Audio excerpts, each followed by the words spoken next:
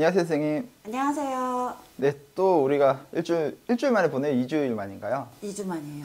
네. 2주 동안 또 뭘 그렇게 밑에 준비를 많이 해 오셨어요? 네, 어머니들이 너무 궁금해 하시는 게 많아가지고 제가 자료 준비하느라 지금 입이 다 불었어요. 오늘은 뭐 논문도 살펴보고 오셨다는 얘기를 제가 들었는데, 네. 자, 어머님도 좀 많이 기대하셔도 좋을 것 같습니다. 네. 자, 오늘의 주제는 무엇인가요? 오늘의 주제는 계속 저희가 이제 자기주도 학습으로 공부하는 수학 잘하는 아이들의 특징에 대해서 이제 얘기를 했었는데, 그 아이들의 특징에 대해서 말씀드렸던 것 중에 검산하는 습관과 풀이 과정을 정리해서 쓰는 습관을 갖고 있다. 우리 아이들이 이런 습관을 가지려면 또 어떻게 해야 되나, 이 부분에 대해서 오늘 말씀을 드려볼까 합니다. 네, 그럼 자, 검산 습관에 대해서 그러면 먼저 이렇게 얘기해 주시면 좋을 것 같아요. 네. 근데 사실 초등학생들이 검산을 막 너무 잘하는 친구들 보셨나요, 원장님? 저요.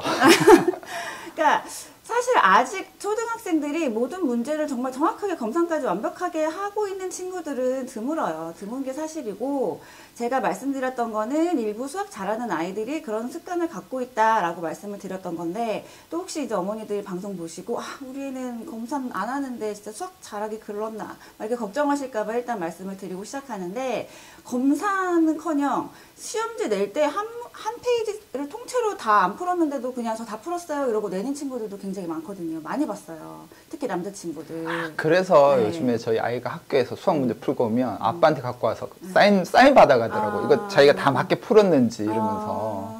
요즘 교육이 그래서 검산을 굉장히 중요하게 생각하나 봐요. 검산이 사실 가장 중요하죠. 왜냐면 아무리 어려운 문제를 내가 다 막 끝까지 다 풀었는데 마지막이나 뭐 어디 중간에서 계산 실수를 해가지고 답이 틀렸다. 그러면 얘는 시험 성적에 굉장히 큰 영향을 끼치잖아요. 검산이 마지막에 수학의 그 실력을 딱 증명하는 데 있어서 가장 큰 역할을 하는 습관인 거죠. 그러면 요즘 아이들이 이렇게 검산을 잘 안 하는 이유는 뭐 때문에 그렇다고 생각하시나요? 제일 큰 이유는 이 친구들이 평소에 공부하던 습관대로 시험을 그렇게 풀기 때문이에요. 그러니까 요즘 초등학생들 되게 할 일이 너무 많아요. 학원 숙제도 많고 학교 숙제도 있고 나 뭐도 해야 되고 하는데, 아마 도반장님도 그러시겠지만 너 숙제 다 했어? 숙제 다 해놓고 놀아. 아니면 엄마 저 TV 좀 볼게요. 숙제 다 했어? 숙제 다 해놓고 놀아. 이러지 않으세요? 그렇죠. 그러니까 이제 친구들은 빨리 끝내고 싶은 거예요. 수학 숙제를 빨리 끝내야 내가 놀 수 있다. 이제 그러니까 평소에 문제 풀 때 숙제를 이제 빨리빨리 해치우는데 이제 목적을 두고 이들 급하게 푸니까, 사실 이제 그런 습관들이 검산하는 습관을 자리 잡게 하는데 가장 방해가 되는 요소들인 거죠.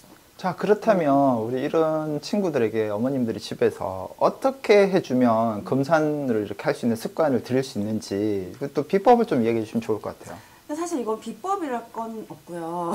비법이랄 건 없고. 우리가 말한 모든 게 비법입니다.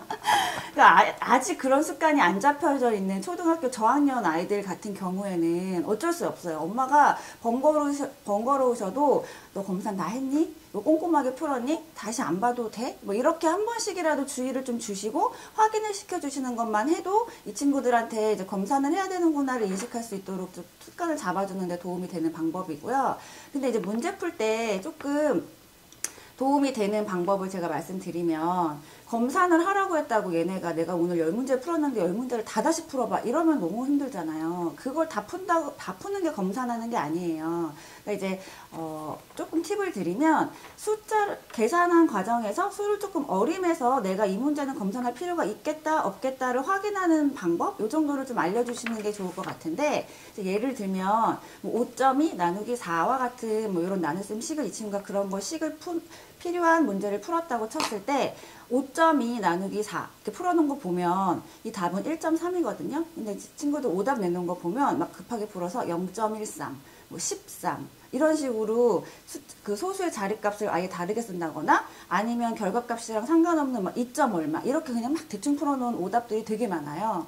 근데 이제 이렇게 그냥 황당하게 풀어놓은 경우에 먼저 알 수 있게 수를 어림해서 근접하는 방법들을 한번 알려주시는 거죠. 5.2 같은 경우는 5에 근접한 수예요. 그죠? 그럼 이 5에 근접한 수를 우리가 4로 나눌 건데, 그러면 5에는 4가 한 번밖에 안 들어가니까 정답은 1과 비슷한 답이 나와야 된다. 근데 지금 네가 써놓은 답이 0.13이야. 그럼 이거는 정말 1과 비슷한 수가 아니잖아. 13이야. 13도 1과 비슷한 수가 아닌데, 그러면 얘는 뭔가 잘못된 거고, 이런 문제는 네가 다시 풀어볼 필요가 있겠지. 이렇게 이제 어림에서 얘가 검산을 해봐야 되는 문제인지 아닌지를 조금 이렇게 골라낼 수 있는 능력을 좀 알려주시는 방법. 이 정도가 좀 검산을 하는 습관을 잡는데 도움이 되는 팁이라고 할 수 있겠습니다. 네, 그럼 마지막으로 이제 검사를 하는데 아이 입장도 있고 부모 입장도 있을 수 있잖아요. 네. 그럼 아이 입장에서 또 부모 입장에서 예를 들면 문제가 20문제면 일일이 다 검사를 다 해야 되나요? 아니면 다 할 수 없죠. 그럼 어떻게 해야 되나요? 그러니까 지금처럼 본인이 이제 계산을 막 급하게 했는데 뭔가 답이 이상해.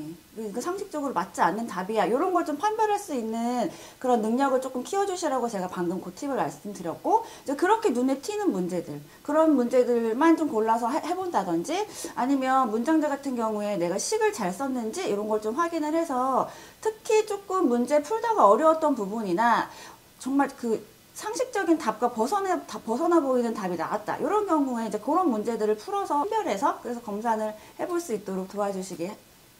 네, 알겠습니다. 아무래도 부모님들이 좀 저학년이면은 처음에는 좀 부모님 검사를 귀찮더라도 다 해서 아이가 이제 다 할 시간 없어요. 그쵸. 이게 너무 짜증나죠. 나 빨리 하고 숙제 끝내고 놀아야 되는데. 그렇죠. 아이는 그런데 이제 부모 입장에서는 그럴 수도 있으니까 네. 네, 그러면 좀 좋지 않을까. 저희 뭐 개인적 생각인데 네. 사실 저도 귀찮긴 하더라고요. 네, 일일이 와서 사인 받을 때 다 맞냐고 오히려 아들이 물어봐요. 이렇게 되게 상식적인 답이 어른들이 보기에는 그런데 아이들은 요거를 골라내는 것도 쉽지 않아요.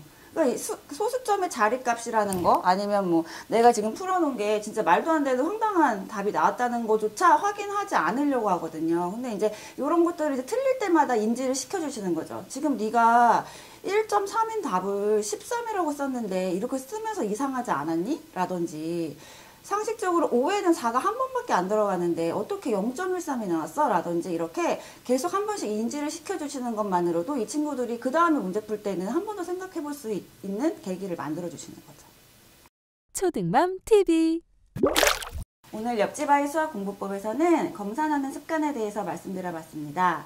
우리 아이들이 검산하는 습관이 좀 몸에 배서 문제를 풀 때 계산의 정확도가 생기고 정답률이 올라가면 아이들이 수학의 자신감도 같이 올라가거든요. 사소해 보이는 방법들이겠지만 실천을 해보시면 그 효과는 사소하지 않습니다. 자, 오늘부터 우리 아이들에게 검산하는 습관을 잡을 수 있도록 도와주시는 건 어떨까요? 저는 다음 시간에는 풀이 과정을 제대로 정리하는 법, 우리 친구들이 서술형 문제를 쓸 때 두려움을 없애는 법, 이런 방법에 대해서 한번 말씀을 드려볼까 합니다. 부모가 잘해야 아이가 잘한다. 초등맘 TV.